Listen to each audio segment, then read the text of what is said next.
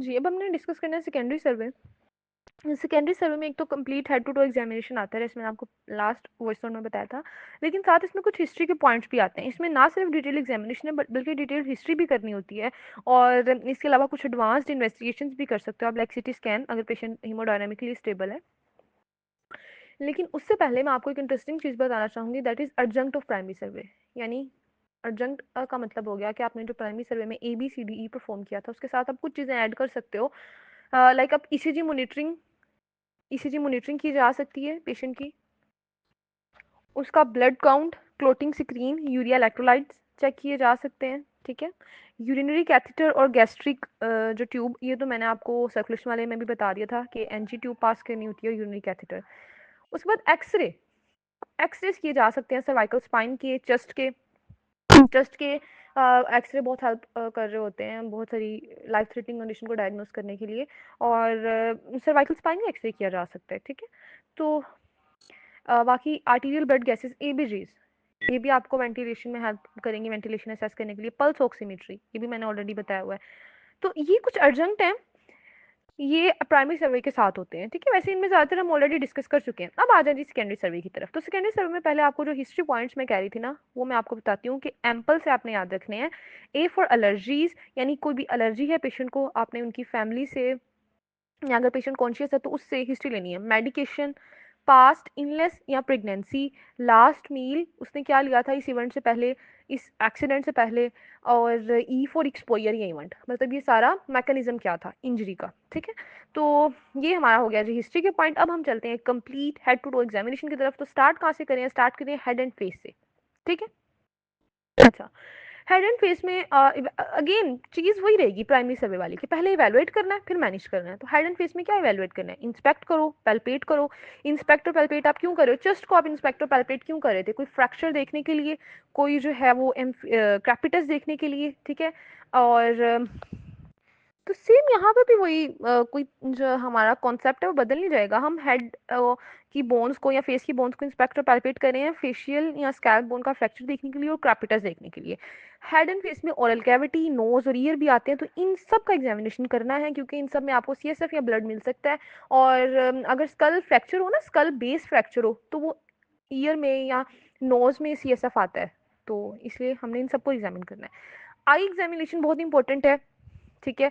CT scan और facial bone x ray, तो जैसे मैंने प्राइमरी सर्वे में बताया था कि हम एक्सरे कर सकते हैं, तो यहाँ पे भी हम एक्सरे कर सकते हैं, सिटी स्कैन कर सकते हैं फ्रैक्चर्स को एक्सक्लूड करने के लिए। मैनेजमेंट क्या करनी है? अगर आपको फेस में, हेड में कहीं भी कोई वूंड नजर आ रहा है तो उसको फोरेंसिक क्लीन करो, उसको ड्रेसिंग करो, ठीक है। ये तो कॉन्सेप्ट पूरी बॉडी के लिए सेम है ना, जहाँ पे भी वूंड नजर आ रहा है उसको क्लीन करो, ड्रेसिंग करो। उसके बाद अगर आपको सर्वाइकल स्पाइन का फ्रैक्चर आप सस्पेक्ट कर रहे हो तो आप उसकी केयर करो, जो सारी मैं प्राइमरी सर्वे में बता चुकी हूँ। और तीसरी चीज, आप ऑक्सीजनेट करो पेशेंट को, ठीक है। अच्छा, नेक पर आ जाते हैं। नेक को भी इवेलुएट करना है, ठीक है। ब्रूई के लिए ऑस्कल्टेट करना है, पाल्पेट करना है, कोई हीमाटोमा तो नहीं है, एम्फीजिमा तो नहीं है, कोई वेन्स तो नहीं है, इसके लिए इंस्पेक्ट करना है। मैनेजमेंट क्या करनी है? मैनेजमेंट अगर तो सर्वाइकल स्पाइन केयर है, अगेन बार बार वही चीजें आ रही हैं, और दूसरा एक्सरे सिटी स्कैन। थोरेक्स की तरफ आ जाए, नेक तक तो बहुत आसान था। थोरेक्स में वैल्यूएशन क्या होगी? Inspection, palpation, percussion and auscultation, simply वही प्राइमरी सर्वे वाली, ठीक है। अच्छा, अब आप थोरेक्स पे क्योंकि अब डिटेल्ड एग्जामिनेशन कर रहे हो, आप ब्रूज मार्क्स भी नोट करोगे, अब्रेजन्स भी नोट करोगे, कोई वुंड है अगर फायर आर्म इंजरी का वुंड है उसका एंट्री एग्जिट वुंड भी नोट करोगे। सर्कमफ्रेंशियल अगर थोरेसिक ब्रूज मार्क्स हैं बर्न्स के तो वो भी नोट किए जाते हैं। अच्छा, ये जो सर्कमफ्रेंशियल बर्न है ना, ये बड़ा इंपॉर्टेंट है, ये हमने करना बर्न वाले चैप्टर में है, लेकिन ये नोट करना बड़ा इंपॉर्टेंट है कि अगर पेशेंट आपका सर्कमफ्रेंशियल थोरेसिक बर्न के साथ आ जाए ना, तो वो ये होता है कि बहुत ज़्यादा प्रेशर अंदर जनरेट हो रहा होता है और रिब केज जो है वो मूव नहीं कर पा रहा होता, तो ये तब वहाँ पे डिस्कस करेंगे। इसके अलावा जब आप थोरैक्स को डिटेल में एग्जामिन कर रहे हो तो आपने ये भी देखना है कि अगर पेशेंट जो है वो एक्सेसरी मसल्स को यूज़ कर रहा है या उसमें रिसेशंस बन रही हैं, इंटरकोस्टल रिसेशन, इसका मतलब है उसको ब्रीदिंग लेबर्ड ब्रीदिंग करनी पड़ी है और उसका जो है वो ऑक्सीजनेशन जो है वो मेंटेन नहीं हो रही, ठीक है। अच्छा, मैनेजमेंट क्या करनी है? वेंटिलेशन दो पेशेंट को, हाई फ्लो ऑक्सीजन दो, और अगर कोई लाइफ थ्रेटनिंग कंडीशन आपको इमीडिएट आइडेंटिफाई हो गई है, लेट्स सपोज कि आपने प्राइमरी सर्वे किया था उसमें नहीं आइडेंटिफाई हुई थी, अब आपने सेकेंडरी सर्वे में जब डिटेल में एग्जामिनेशन किया अब आपने आइडेंटिफाई कर लिया तो उसको इमीडिएट ट्रीट करो, like tension, hemothorax, open hemothorax, flail cyst कोई भी है अगर, ठीक है। तो ये वही चीज़ है। एब्डोमेन पे अब आ जाओ, एब्डोमेन को भी इंस्पेक्ट करो, कोई आपको वुंड नज़र आ रहा है, एब्डोमेन की मूवमेंट देखो, जैसे चेस्ट मूवमेंट देखी थी, आपको कोई ब्रूज, एब्रेजन, कोई पेनिट्रेशन नज़र आ रही है, कोई फायर आर्म इंजरी का वुंड नज़र आ रहा है, ठीक है। उसके बाद उसको पैल्पेट करो, पैल्पेशन में आप देखो कोई टेंडरनेस तो नहीं है, रीबाउंड टेंडरनेस तो नहीं है। फिर ऑस्कल्टेट करो, जैसे वहाँ पे ब्रीदिंग साउंड के लिए ऑस्कल्टेट किया था, यहाँ पे वोवल साउंड्स के लिए आपने ऑस्कल्टेट करना है। मैनेज कैसे करना है कि अगर आपको कोई एफएससी रेटेड गट है, गट बाहर आई हुई है, तो उसको क्या कर देना, उसको पैक कर देना है और उसको जो है वो अभी पेरिटोनियम में वापस नहीं लेकर जाना, ठीक है। फास्ट स्कैनिंग किया जाता है, फास्ट एक अल्ट्रासाउंड की जाती है एब्डोमेन की, और ये ना प्राइमरी सर्वे में करनी होती है, बहुत ज़रूरी है ये, क्योंकि ये ना कंसील्ड हेमरेज को आइडेंटिफाई करती है। और साथ डीपीएल आप कर सकते हो, डायग्नोस्टिक पेरिटोनियल आवाज, जिसको मैं आगे आपको डिटेल में बताऊंगी, वो सिटी स्कैन परफॉर्म कर सकते हैं। अच्छा, मैं आपने ये नोटिस किया होगा कि सेकेंडरी सर्वे में ज़्यादातर वही चीज़ें हैं जो हम प्राइमरी सर्वे में ऑलरेडी कर चुके हैं, तो इसलिए सेकेंडरी सर्वे मुश्किल नहीं होता। सेकेंडरी सर्वे में सिर्फ ब्रूज, एब्रेजन, वॉन्ड वगैरह उनकी ड्रेसिंग कर दी जाती है और इस तरह की चीज़ें ही होती हैं, क्योंकि बाकी सारा कुछ आप प्राइमरी में कर चुके हो। तो पेल्विस आपने देख लेनी है, पेल्विस में अगर पेन है या स्टेबिलिटी है या नहीं है, और अगर हाँ, ये इंपॉर्टेंट है कि अगर एक्सटर्नल मीटर्स पे आपको ब्लड नजर आ जाए तो ये यूरिथ्रल इंजरी को इंडिकेट कर रहा होता है, ठीक है। और अगर यूरिथ्रल इंजरी इंडिकेट हो जाए, डायग्नोस हो जाए, तो आपने सुप्रा प्यूबिक कैथेटराइजेशन करनी होती है, सही है। और अगर आपको पेल्विक फ्रैक्चर सस्पेक्ट करो तो पेल्विक बाइंडर अप्लाई कर दो। मैंने पहले बताया कि 2 लीटर ब्लड लॉस हो सकता है यहाँ पर। अब आ जाओ एक्सट्रीमिटीज पे, लिम्स पे, यहाँ पर भी देखो आपको कोई वोंड नजर आ रहा है, कोई ब्लंट इंजरी नजर आ रही है, कोई फ्रैक्चर नजर आ रहा है, आप न्यूरोवास्कुलर स्टेटस देखना होता है लिम्स में, ठीक है। और कंपार्टमेंट सिंड्रोम, जैसे वो मैंने बताया था ना सर्कमफ्रेंशियल चेस्ट पे हो सकता है, वैसे अगर लिम्स पे हो जाए ना सर्कमफ्रेंशियल एडिमा हो जाए और वो कंप्रेस करना शुरू कर दे वेसल्स को, तो वो कंपार्टमेंट सिंड्रोम होता है, ठीक है। टेंडरनेस आप देखो, कोई टेंडरनेस तो नहीं है, कोई डिफॉर्मिटी तो नहीं है, ये सारी चीजें मैनेज कैसे करना है। कोई ब्लीडिंग है तो उसको स्टॉप करेंगे, कोई डिफॉर्मिटी है तो उसको स्प्लिंट कर देंगे, कंपार्टमेंट सिंड्रोम है तो उसकी फेसियोटमी करेंगे, यानी फेशिया को काट देंगे ताकि वो जो प्रेशर है वो रिलीव हो। और वेस्कुलर इंजरी है तो उसको क्या करेंगे, डोपलर उसके लिए करेंगे ताकि उसको कंफर्म कर सके। नर्व कंडक्शन स्टडी की जाएगी नर्व इंजरी के लिए, क्योंकि न्यूरोवास्कुलर स्टेटस को चेक करना है ना। स्पाइन उसने बताइए, स्पाइन में आपने इंस्पेक्टर पैल्पेट करना होता है, और स्पाइन में भी आपने न्यूरोलॉजिकल डेफिसिट तो नहीं है पेशेंट का असेस करना होता है। ये चीज़ें मैंने स्टार्ट में बता दी थी आपको कि स्पाइन को इमोबिलाइज करने के बाद उसको असेस करना होता है कि कोई पैरालिसिस या प्लेजिया तो नहीं है। पेशेंट को इमोबिलाइज करना है, लोग रोल टेक्निक यूज़ करनी है, न्यूरोसर्जन कंसल्टेशन लेनी है, और सीटी स्कैन एमआरआई स्पाइन कर लेना है। सब कुछ आपको क्लियर हो गया होगा, लेकिन ये इतना इंपॉर्टेंट नहीं था। सेकेंडरी सर्वे जो ज़्यादा इंपॉर्टेंट है वो प्राइमरी सर्वे है, और कॉन्सेप्ट आपका क्लियर हो इसलिए मैंने आपको सारा सेकेंडरी सर्वे भी करवा दिया। अगर ये आ भी जाए तो आपने 1 बाय 1 इसी तरह से बता देना है। अब आगे आ जाइए डेफिनेटिव केयर। डेफिनेटिव केयर यानी टर्शरी सर्वे। टर्शरी सर्वे में आपने क्या करना होता है, पेशेंट को एडमिट करना है कंसर्न वार्ड में, यानी अभी तो आप उसको इमरजेंसी में ट्रीट कर रहे थे, टर्शरी सर्वे में आप उसको वार्ड में ले जाओगे और जो भी उसका कंसर्न डिपार्टमेंट है वहाँ पे उसको शिफ्ट कर दोगे और फिर उसका पूरा मैनेजमेंट प्लान बनाओगे, ठीक है।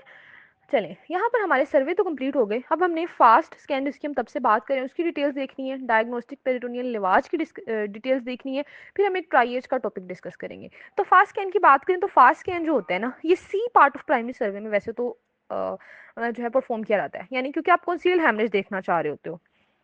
सिंपल एक अल्ट्रासाउंड है, ये कुछ भी नहीं है, एक अल्ट्रासाउंड है। आप एक प्रोब यूज करते हो, उसको जो है वो एब्डोमेन पे ऐसे मूव करता है वो, तो आपको पता चल जाता है अगर कहीं पर हेमरेज हो रहा हो, ठीक है। और यूजुअली ये ब्लंट जो ट्रोमा के पेशेंट होते हैं उनमें यूज हो रहा होता है। 100% सेंसिटिव तो नहीं है ये, लेकिन 86 से 97% ये सेंसिटिव है। फिर मैं आपको टेबल से इनके डिफरेंसेस भी करवाती हूँ।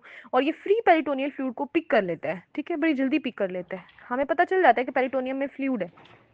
लिमिटेशन इसकी ये है कि सोर्स नहीं बताता कि हेमरेज या फ्लूइड आया कहाँ से है, ना ये सॉलिड जो ऑर्गन की इंजरी को ग्रेड करता है, लेकिन ये हमें इंजरी दिखा देता है कि यहाँ पर इंजरी है किसी ऑर्गन पे, ठीक है। और एक बड़ी इंपॉर्टेंट चीज़ है जो कि आपका एससीक्यू आता होता है कि 4 एरियाज कौन से हैं जहाँ पे हम स्कैन करते हैं, यानी जहाँ पे हमारा प्रोब जाता है। 4 एरियाज, वो है ना फिगर बनी ना, फिगर से आसानी से याद रह जाते हैं। Hypochondrium, right hypochondrium, left hypochondrium, 2 areas हो गए। तीसरा सब जीफोल्ड, और चौथा हाइपोगैस्ट्रिक। अब ये जो 4 एरियाज मैंने आपको बता दी है जिसकी आपने फिगर देख ली है, उसको याद रखना है, ये बहुत ज्यादा इंपॉर्टेंट एरियाज है। अब ये 4 एरियाज को जो हमने देखा है, यहाँ पर बॉडी की कौन कौन सी कैविटी है, क्योंकि कैविटी में ही हम फ्लूइड देख रहे हैं ना, कौन कौन सी कैविटी यहाँ पर आ रही है। अब ना इसको 4 पी से याद रखिएगा। 4 पीज हैं जो हम जो 4 पीज कैविटी हैं जो हमने देखनी होती है। पहली पेरीहेपेटिक, पेरीहेपेटिक, इसको हम हिपैटोरीनल एंगल भी कह सकते हैं, यानी लिवर का और किडनी का एंगल, पेरीहेपेटिक कैविटी, ठीक है। दूसरी पेरीस्प्लीनिक, पेरीस्प्लीनिक इसको स्प्लिनोरिनल भी कह सकते हैं, जैसे वहां पे हिपैटोरिनल था, ठीक है। ये जो राइट हाइपोकॉन्ड्रियम में था ना, ये पेरीहेपेटिक के लिए था, जो लेफ्ट हाइपोकॉन्ड्रियम में था ये पेरीस्प्लीनिक के लिए था। तीसरा पेरिकार्डियम, ठीक है, ये जो सबजीफोइड था ये पेरिकार्डियम के लिए था। और चौथा पेल्विस, ये जो हाइपोगैस्ट्रिक था ये पेल्विस के लिए था। तो ये चार कैविटीज हमने 4P से आप याद रख सकते हो। हमने यहाँ पर देख लिया कोई फ्लूइड तो नहीं है, किसी ऑर्गन की इंजरी तो नहीं है, ठीक है। अच्छा आगे अब क्या वो बता, अगर आपको फास्ट स्कैन में फ्लूइड नजर आ गया है, अब आगे आपके पास दो ऑप्शन है, अगर पेशेंट हीमोडायनेमिकली स्टेबल है, अगर पेशेंट हीमोडायनेमिकली अनस्टेबल है। अगर पेशेंट हीमोडायनेमिकली अनस्टेबल है और आपने फ्लूइड भी देख लिया, तो आपने फौरन से डैमेज कंट्रोल सर्जरी करनी है, यानी आपने सर्जिकल एक्सप्लोरेशन करनी है, उस हैमरेज को कंट्रोल करना है, अरेस्ट करना है, ठीक है। और अगर पेशेंट फास्ट स्कैन किया, फ्लूइड नजर आ गया बट पेशेंट स्टेबल था, तो साथ आपने उसको सीटी स्कैन के लिए भेज देना है, ताकि आप कंफर्म करो फिर ही किसी सर्जरी की तरफ जाओ। तो अगेन अगर ब्लड ट्रोमा का पेशेंट आए, तो अगर तो पेशेंट स्टेबल हो तो बेस्ट डायग्नोस्टिक टेस्ट उसका सीटी स्कैन है, और अगर पेशेंट अनस्टेबल हो तो बेस्ट डायग्नोस्टिक स्कैन उसका फास्ट स्कैन है, ठीक है। और उसके बाद सर्जिकल लेप्रोटमी। चलिए आगे जो डायग्नोस्टिक पेरिटोनियल लवाज है, डायग्नोस्टिक पेरिटोनियल लवाज भी अच्छी चीज है बट ये इन्वेसिव है। तो फास्ट तो नॉन इन्वेसिव था, ये इन्वेसिव है तो ज्यादा अच्छा, फिर फास्ट क्या नहीं हुआ ना। इसमें हम करते क्या है, ट्रॉमा पेशेंट की वैल्यूएशन करते हैं। जब हमारे पास अल्ट्रासाउंड मशीन ही ना हो और हम फास्ट केयर ना कर सकते हो, तब हम फिर ये डायग्नोस्टिक पेरिटोनियल लवाज करते हैं।